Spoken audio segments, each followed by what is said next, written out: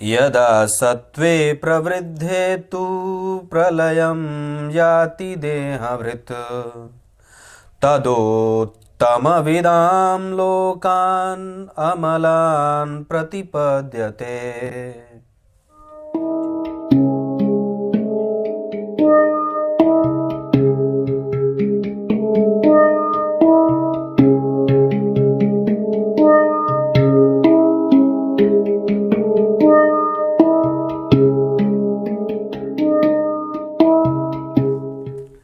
प्रिय दर्शकों नमस्कार।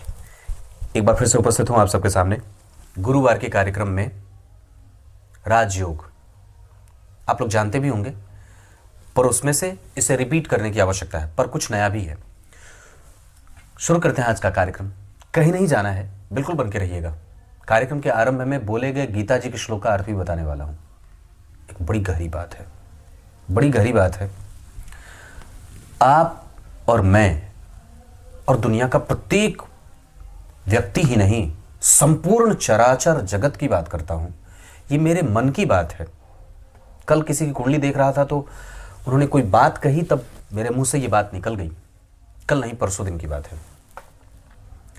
आप जब हमेशा ही खुश रहते हैं, ध्यान से समझिएगा, मेरी तरफ देखिए, इधर देखिए सब लोग अगर मेरी इतनी सी बात माने, आप जब हमेशा ही खुश रहते हैं तो भगवान बड़े प्रसन्न होते हैं। आप जब हमेशा ही खुश होते हैं तो भगवान का बड़ा उपकार होता है। आप जब हमेशा ही खुश रहते हैं तो भगवान खिल आ जाते हैं। आप जब हमेशा ही खुश रहते हैं तो भगवान का पुण्य हो जाता है। आप जब हमेशा ही खुश रहते हैं, भगवान उससे भी 10 गुना ज्यादा खुश होते हैं। क्यों? ये देखो, जैसे किसी माता पिता की बात है। माता पिता जब अपने बच्चे को खुश देखते हैं तो वाह, मेरा बेटा खुश है ना। यह सबसे बड़ा सत्कर्म होता है कि किसी भी परिस्थिति में आप खुश हैं, किसी भी परिस्थिति में खुश हैं। यह सबसे बड़ा सिद्धांत है। चाहे दुख आए चाहे सुख आए, भगवान ने यही बात कही है ना कि प्रत्येक स्थिति में एक जैसा रहो। तो वो स्थिति कौन सी है जो एक जैसा रहने वाली है? वो खुश रहने वाली है। हंसो बढ़िया, मन लगा करके। आप जब नाराज हो जाते हैं, भगवान उदास हो जाते हैं। आप जब उदास रहते हैं तो भगवान को पाप का क्षय लग जाता है।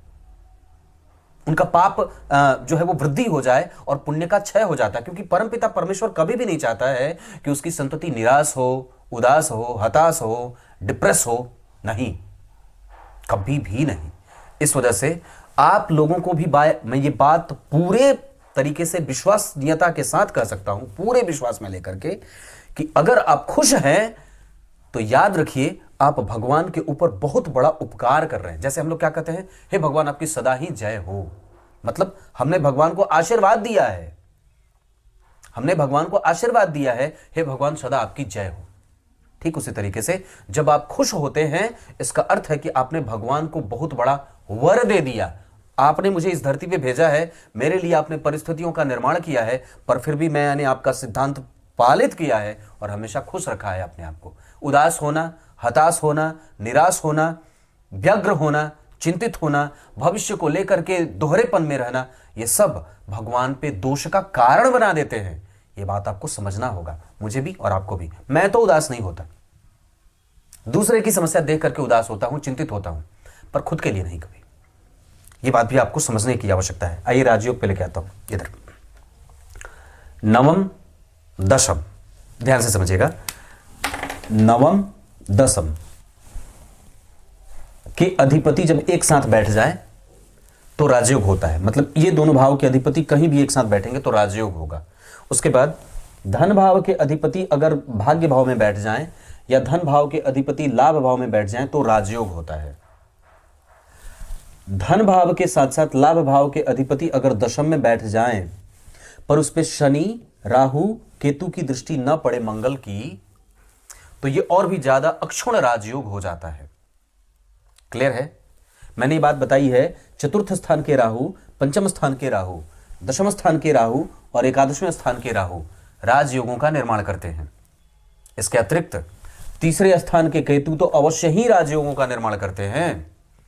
तीसरे स्थान के केतु तो अवश्य ही राजयोगों का निर्माण करते हैं, पर वही स्थान जब राहु का यहां बैठेगा, क्योंकि केतु यहां बैठेंगे तो राहुदेव यहां बैठेंगे, तो अब ये बात इस बात पे निर्भर करेगी कि यहां राहु किस ग्रह के साथ और किस राशि में बैठे हैं, है ना। अब ये बात यहां निर्भर करेगी कि यहां पे किस राशि में बैठे हैं। तुला के बैठे तो अच्छा हुए, वृषभ के हुए तो अच्छे हुए, कुंभ के हुए तो अच्छे हुए, मकर के हुए तो सामान्य हुए, है ना ये बात। तो इसी तरीके से यहां पे सिंह के हुए तो थोड़े कठोर भी हो जाएंगे, मेष के हुए तो थोड़े कठोर हो जाएंगे। अगर राशि के अधिपति के साथ बैठे रहेंगे तो फिर उनको दिक्कत नहीं होगी। अगर कहीं से भी पंचम भाव के अधिपति का संबंध दशम स्थान से हो जाए तो यह राजयोग होता है। पंचम स्थान के अधिपति का संबंध दशम से हो जाए तो यह राजयोग होता है। सप्तम स्थान के अधिपति का संबंध और एकादशवें स्थान के अधिपति का संबंध भाग्य से हो जाए, मतलब या तो भाग्य भाव के अधिपति के साथ बैठे हों या यहीं पे बैठ जाए दोनों भाग्य भाव में, तो ये भी महान राजयोग का निर्माण करता है।